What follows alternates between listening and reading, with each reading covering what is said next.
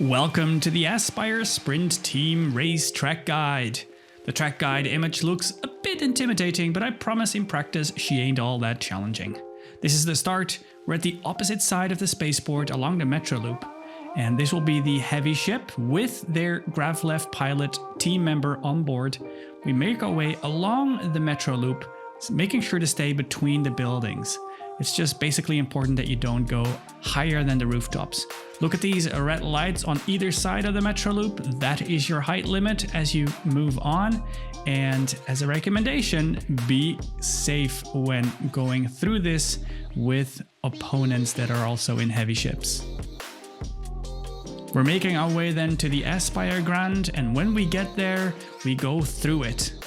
The aim is to drop off our Gravlev teammate onto the rooftop.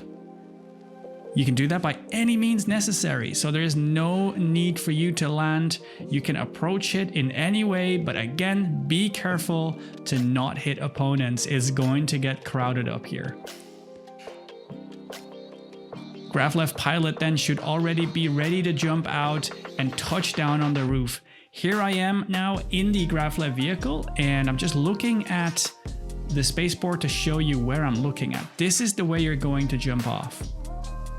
At the same time, the ship pilot also has a very important job to do because the course is the same for both pilots at this point. Very important.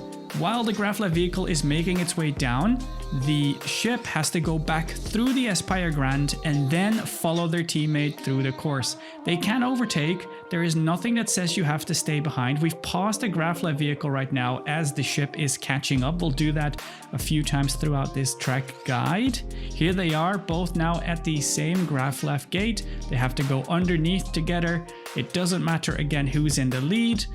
There will be some time, most probably for the ship, to wait for the Gravlev pilot later on. So I would recommend that the ship pilot takes their time. They obviously want to keep an eye and communicate with their teammate in regard to pace.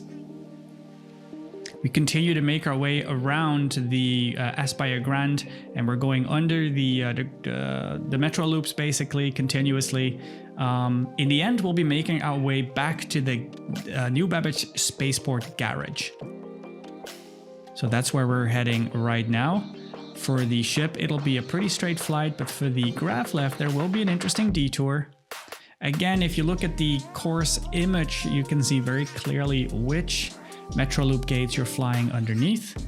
Again, at this point, we're pausing the spaceship portion a few times because at this part of the track, you can see that the ship is definitely outpacing the Gravlev vehicle. There's an interesting jump there. I recommend not going over at full speed because the Gravlev will collide with the terrain. And jumping off is a little hard as well. So we can see the ship already is making its way onto the ice, and the ship at this point will just be straight lining it back to the garage and waiting for the Gravlev.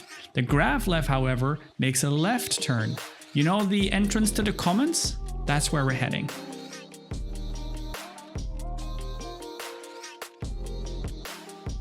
Look for a smooth patch up. There is a slope that you can use.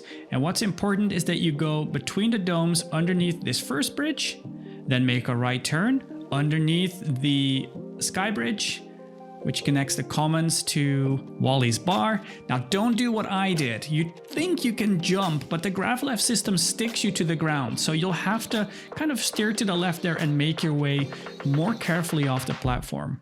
The only track limits there are the two sky bridges. Then what's important now, as the ship has landed basically at the garage tour, we're going to freeze that screen in a minute, and the Gravlev vehicle can use this time to lower its height, its right height to the minimum, because it's all flat ice, and we're going to make our way to the garage as well. But what's important is that when we do that, is that we stay under the bridge. You have to go between the pillars. It doesn't mean if it's the left, the middle, or the right, but you have to stay under them. This is going to feel like some epic pod racing if we do manage to get a lot of people racing together. So again, definitely recommend lowering the right height, gaining or getting the most speed out of your Gravlev vehicle.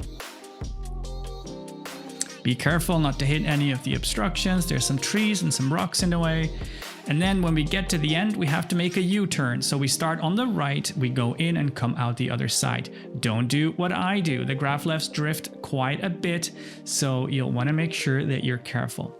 At this point, the graph left vehicle will want to make its way into its teammate's pilot ship, and then they will take off together again. So now we have moved back to a single camera point of view. This is the ship with its teammate on board. You must stay below the Metro Loop line. You cannot go above it, and we're making our way back to Aspire Grand. Make sure to stay low to the ice.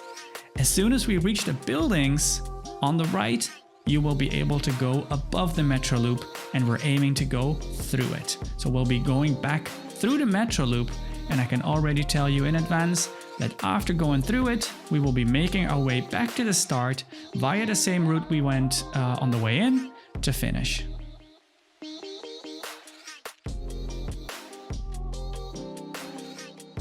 As we're approaching the Aspire Grand, we're going through it, and again, be careful about any other ship around you. The ships that you're flying are a lot chunkier than the racing ships, and we are already struggling to avoid colliding in those. So be extra careful. Again, we're staying below the altitude of the rooftops. Basically, that enforces that you're flying through the buildings.